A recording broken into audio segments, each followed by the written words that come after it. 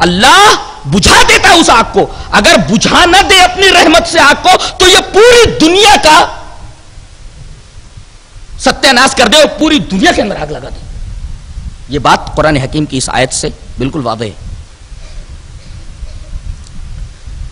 ایک بات اور فرمائی جا رہی ہے کہ اگر تم اللہ تبارک و تعالیٰ کے کلام سے جڑو گے, اس کو قائم کرو گے, تو اللہ تبارک و تعالیٰ تمہیں مفلس نہیں رہنے دے گا, بھوکا نہیں مرنے دے گا. یہ اللہ کا وعدہ ہے. اور یہ وعدہ عیسائیوں سے بھی کیا گیا تھا اور یہودیوں سے بھی. کیا؟ وَلَوْ أَنَّهُمْ أَقَامُوا التَّوْرَاةَ وَالْإِنْجِيلَ وَمَا أُنزِلَ إِلَيْهِمْ مِنْ رَبِّهِمْ لَأَكَلُوا مِنْ فَوْقِهِمْ وَمِنْ تَحْتِ أَرْجُلِهِمْ مِنْهُمْ أُمَّةٌ مُقْتَصِدَةٌ. فرمایا گیا کہ اگر یہ لوگ تورات اور انجیل کو قائم کرتے, یعنی تورات اور انجیل سے اپنا ربط رکھتے, اس کو قائم کرتے, اس کے قانون پر چلتے, تو اوپر سے بھی کھاتے اور اپنے پیروں کے نیچے سے بھی کھاتے. اوپر سے کھانے کا کیا مطلب ہے؟ بولو اگر بارش نہ ہو زمین کچھ اگائے گی؟ سوال ہی نہیں ہے. تو بارشیں موضوع طریقے پر ہوں گی, یہ ہے لَأَكَلُوا مِنْ فَوْقِهِمْ. اور اس بارش کی وجہ سے, موضوع بارش کی وجہ سے زمین سے طرح طرح کے جو پھل پھول اگیں گے, جو غلے اگیں گے, اس سے تم فائدہ اٹھاؤ گے. ایک کام کر لو, کیا؟ اللہ کے کلام سے جڑ جاؤ, اللہ تبارک و تعالیٰ کی کتاب سے اپنی نسبت قائم کر لو, مفلس نہیں رہو گے. یہ بڑا عجیب نقطہ بیان کیا جا رہا ہے. گویا مفلسی دور کرنے کا ایک مجرب نسخہ مسلمان گانٹھ میں باندھ لے, قرآن کے ساتھ جڑ جائے, مفلسی ختم. یہ اللہ کا وعدہ ہے. اس کی کتاب کے ساتھ نسبت اور اس کی کتاب کے ساتھ جڑنا کوئی معمولی بات نہیں ہے. یہ اللہ کا وعدہ ہے. اس کے بعد یہ کہا جا رہا ہے رسول کو مخاطب کر کے, یا ایھا الرسول بلغ ما انزل الیک من ربک. اے رسول تبلیغ کرو. کس چیز کی؟ جو تمہارے رب کی طرف سے نازل کیا گیا ہے. اللہ کی طرف سے کیا نازل کیا گیا؟ قرآن اور حدیث. یہ دو چیزیں. تو ایک تو تبلیغ کرو آپ, دوسرے کس چیز کی تبلیغ کریں گے آپ؟ قرآن اور حدیث کی. بہت سارے لوگ پتہ نہیں کس کس چیز کی تبلیغ کرتے پھر رہے ہیں. حکم دیا جا رہا ہے آپ تبلیغ کریں, اور کس چیز کی تبلیغ کریں؟ جو اللہ کی طرف سے نازل کیا گیا ہے, قرآن اور حدیث. اگر تم ایسا کرو گے تو واللہ یعصمک من الناس, اللہ تم کو لوگوں سے بچائے گا. اللہ, یہ اللہ کے رسول سے کہا جا رہا ہے, لوگوں سے بچائے گا. اور بچائے نہیں اللہ تبارک و تعالیٰ نے اللہ کے رسول کو بچایا.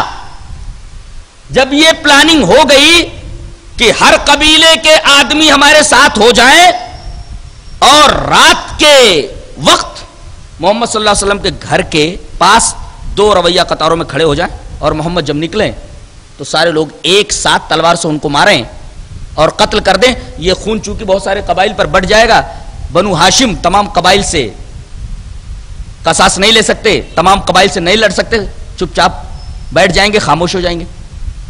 اللہ تبارک و تعالی نے ان مسلح لوگوں کے درمیان سے نبی کریم صلی اللہ علیہ وسلم کو بحفاظت نکال دیا, اپنا وعدہ پورا کیا کہ اگر تم تبلیغ کرو ما انزل الیک من ربک, تو اللہ تبارک و تعالی تمہیں لوگوں سے محفوظ رکھے گا. آج علماء بھی کہاں قرآن حکیم کی تبلیغ کرتے, ایک عنوان کے اوپر تیاری کر لیتے اور بول دیتے. باقاعدہ شروع سے آخر تک پوری دنیا میں ایسا ہو رہا ہے. ایک ٹاپک منتخب کر لیا جاتا ہے, اس ٹاپک کو جو ہے لکھ لیا جاتا ہے, ایک تھیسس تیار کر دی جاتی ہے, ایک مقالہ لکھ لیا جاتا ہے. ایک منظم طریقے سے قرآن حکیم کو لوگوں کے سامنے پیش نہیں کیا جا رہا ہے.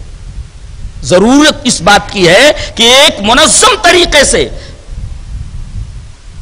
قرآن حکیم عوام کے سامنے پیش کیا جائے. اسی میں مسلمانوں کی خیریت. واللہ یعصمک من الناس, اللہ تمہاری حفاظت کرے گا. کس کی برکت سے؟ قرآن حکیم کی تبلیغ کی برکت سے. جیسے کہ صحابہ کی حفاظت فرمائی, خود رسول کی حفاظت فرمائی اور وعدے کو پورا فرمایا. تبلیغ کہاں سے شروع کریں گے وہ بھی بتا دیا گیا. پہلے اپنی ذات سے, پھر اس کے بعد آپ کے جو قریبی ہیں, دوست, ان کے پاس آپ تبلیغ کرنے کے لیے جائیں. اس کے بعد وانذر عشیرتک الاقربین، آپ کے جو قریبی رشتہ دار ہیں، اس کے بعد آپ کا محلہ، اس کے بعد آپ کا شہر، اور اس کے بعد پھر اطراف شہر. یا کیا کرتے ہیں لوگ، ابھی خود نہیں سدھرے، ابھی گھر نہیں سدھرا، اور بسترا بوریا اٹھا لیتے ہیں اور ادھر ادھر پھرتے رہتے ہیں. یہ تبلیغ کا ایک خاص طریقہ ہے جو قرآن حکیم میں بیان کر دیا گیا ہے. اس کے بعد اللہ تبارک و تعالی نے فرمایا سمندر کے پانی میں سے کم کرے گی، اللہ پوری مخلوقات کو بھی کھلا دے، رب کے خزانوں میں اتنی کمی بھی نہیں آتی. ایک خیال تو یہ کہ یہ ثالث و ثلاثہ ہے، یہ ٹرینیٹی، تین میں کے تیسرے ہیں. لقد کفر الذین قالوا ان اللہ ثالث و ثلاثہ، کافر کہتے ہیں کہ یہ تین میں کے تیسرے، یعنی ٹرینیٹی کا عقیدہ رکھنے والوں کو قرآن نے کافر کہا ہے. ایک تین اور تین ایک، یہ ٹرینیٹی جس کو ثالث و ثلاثہ کہتے ہیں قرآن میں، قرآن کی زبان میں ان کو کافر کہا گیا ہے. دوسرے لقد کفر الذین قالوا ان اللہ هو المسیح ابن مریم، بعد عیسائی یہ کہتے ہیں کہ اللہ ہی مسیح ابن مریم ہے، یعنی اللہ کوئی دوسرا نہیں ہے، یہی عیسیٰ ہی اللہ ہے. ان کو بھی اللہ تبارک تعالیٰ نے کہا ایسے لوگ بھی کافر ہیں. لقد کفر الذین قالوا ان اللہ هو المسیح ابن مریم.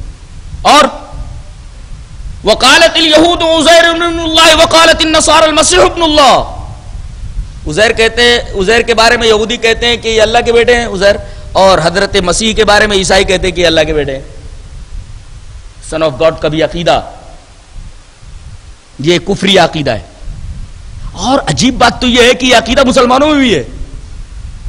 نور من نور اللہ، اللہ کے نور میں سے ایک نور ہے، اللہ کے نور سے نور ہے، یعنی اللہ کے نور کا حصہ ہے. بتائیے اس میں اور اس عقیدے میں، نور من نور اللہ کے عقیدے میں اور سن آف گاڈ کے عقیدے میں کیا فرق ہے؟ کوئی فرق نہیں. اچھا یہ بتائیے کہ تینوں مل کر کے الگ الگ تین تشخص کے ساتھ ہیں کہ مل کر کے ایک ہو گئے؟ پہلے یہ بتایا جائے، پوچھا جائے کہ ٹھیک ہے یہ حضرت عیسیٰ ہیں، یہ مریم ہے، یہ خدا ہے، تینوں ملنے کے بعد بھی الگ الگ تشخص رکھتے ہیں؟ یہ پوچھا جائے. تینوں الگ الگ تشخص رکھتے ہیں، اپنا شناخت آئیڈینٹیفیکیشن الگ الگ ہے تینوں کی؟ بولیں گے ہاں. تو بولے پھر یہ تین کہاں ہوئے، یہ ایک کہاں ہوئے؟ تینوں تو الگ الگ ہے نا، تینوں کے تشخص الگ الگ ہے، آئیڈینٹیفیکیشن الگ الگ ہے، تو تینوں ایک کیسے ہوئے؟ اور کہتے نہیں تینوں مل کر کے ایک ہو گئے. اب تینوں مل کر کے جب ایک ہو گئے تو اب یہ پوچھا جائے کہ سولی کس کو دی گئی تھی؟ سولی کس کو دی گئی تھی؟ سب مل کر کے جب ایک ہو گئے تو یہ سولی جب دی گئی تو تینوں کے تینوں مر گئے. چلو خدا بھی مر گیا، نعوذ باللہ من ذالک، سب کے سب ختم ہو گئے. یہ سوال پہلے کیا جائے کہ تینوں ملنے کے بعد بھی الگ الگ ہے کہ نہیں؟ تینوں کا تشخص الگ الگ ہے کہ نہیں؟ آئیڈینٹیفائڈ ہیں کہ نہیں تینوں کی تینوں؟ بولے نہیں آئیڈینٹیفائڈ ہیں. تو جب آئیڈینٹیفائڈ ہیں تینوں تو پھر الگ الگ جب تین تشخصات ہیں تو الگ الگ تین تشخصات کے لوگ ایک کیسے ہو گئے؟ اب یہ کہے کہ نہیں تینوں مل کر کے ایک ہو گئے. اچھا تینوں مل کر کے ایک ہو گئے تو جب حضرت عیسیٰ علیہ السلام کو سولی دے دی گئی تو مرے کون؟ تینوں مر گئے. چلو قصہ پاک ہوا، سارا جھگڑا ہی ختم ہو گیا، کوئی زندہ نہیں رہا، جو حی تھا جو زندہ تھا وہ بھی مر گیا. یہ ہے عقیدہ. اچھا یہ بتائیے کہ یہ کہتے ہو کہ حضرت عیسیٰ علیہ السلام اللہ کے بیٹے ہیں، بتاؤ کہ اللہ کی جنس سے ہیں کہ اللہ کی جنس سے نہیں ہے؟ بھائی آدمی کا بیٹا آدمی ہی ہوتا ہے نا، خدا کا بیٹا خدا ہی ہوگا نا، تو خدا کی جنس سے ہے کہ نہیں عیسیٰ؟ بولے ہاں ہیں، تو دو خدا ہو گئے نا. اور اللہ فرماتا ہے وقال اللہ لا تتخذوا الہین اثنین، دو خدا ہو ہی نہیں سکتے. اور یہ بتاؤ کہ باپ پہلے ہوتا ہے کہ بیٹا؟ بولے نہیں باپ پہلے ہوتا ہے. بولو معبود جو ہوتا ہے وہ ابدی ہوتا ہے، اس کے لیے آگے اور پیچھے نہیں ہوتا. اللہ تبارک تعالیٰ کے بارے میں کیا ہے؟ هو الاول والآخر والظاہر والباطن، اول جس کے پہلے کوئی نہیں، آخر جس کے بعد کوئی نہیں. اللہ اکبر، یہ ہے معبود کی شان. اب حضرت عیسیٰ علیہ السلام پہلے کہاں تھے؟ پہلے ثابت کرو. اور ان کے بغیر خدائی چل رہی تھی کہ نہیں چل رہی تھی؟ چل رہی تھی. پھر عیسیٰ کی کیا ضرورت ہے؟ تو یہ سوال کیا جائے کہ حضرت عیسیٰ علیہ السلام اللہ کے بیٹے، سن آف گاڈ، بولے ہاں، تو یہ اللہ کی جنس سے ہے؟ بولے ہاں ہے، تو خدا ہو گئے. تو ایک تو اللہ تو تھا ہی خدا اور یہ دوسرے خدا ہو گئے. تو دو خدا ہو گئے نا, دو خدا کے تم قائل ہو. قرآن کہتا ہے وقال اللہ لا تتخذوا الہین اثنین. اچھا بولتے نہیں یہ اللہ کی جنس سے نہیں ہے, تو جنس سے نہیں, آدمی سے اگر گھوڑا پیدا ہو جائے, آدمی کے پیٹ سے اگر گھوڑا پیدا ہو جائے تو یہ آدمی کا نقص ہے کہ نہیں؟ یہ آدمی کا نقص ہے. یہ آدمی سے آدمی پیدا ہونا چاہیے, جانور کیسے پیدا ہو گیا؟ تو ہر طریقے سے اعتراض ان کے اوپر کیا جائے گا اور انگشت نمائی برابر ان کے اوپر ہوتی رہے گی. اللہ تبارک و تعالیٰ نے ان دونوں کے معبود ہونے کی نفی ایک چھوٹے سے جملے کے اندر کر دی ہے. کیا تم عیسیٰ علیہ السلام کو خدا مانتے ہو؟ مریم کو ان کی ماں کو خدا مانتے ہو؟ کانا یا کلان الطعام. اب بتاؤ دونوں کھانا کھاتے تھے کہ نہیں؟ بولے کانا یا کلان, دونوں کھانا کھاتے تھے. دونوں کھانا کھاتے تھے تو معبود کہاں ہوئے؟ اس لیے کہ جو معبود ہوتا ہے, جو خدا ہوتا ہے, اسے کھانے کی ضرورت نہیں رہتی. یہ دونوں تو کھانا کھاتے تھے.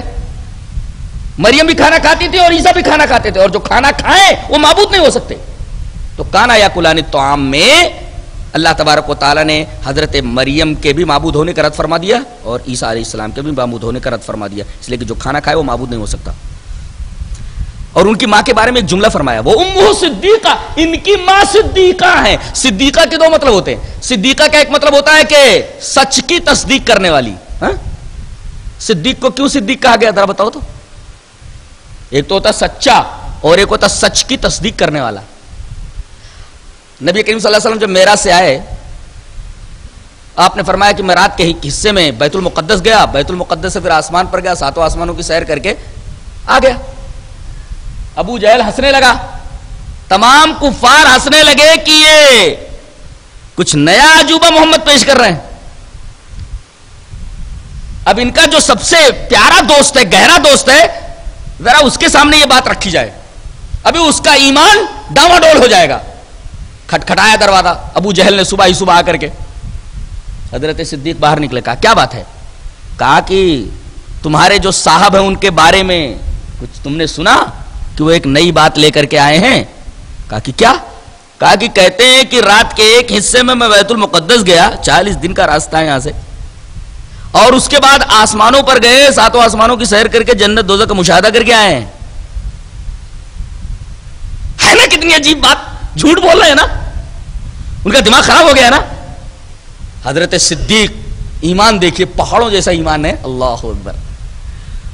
فرما رہے ہیں یہ میرے رسول نے کہا ہے. کہا کہ ہاں کہا ہے. کہا کہ اگر میرے رسول نے کہا ہے تو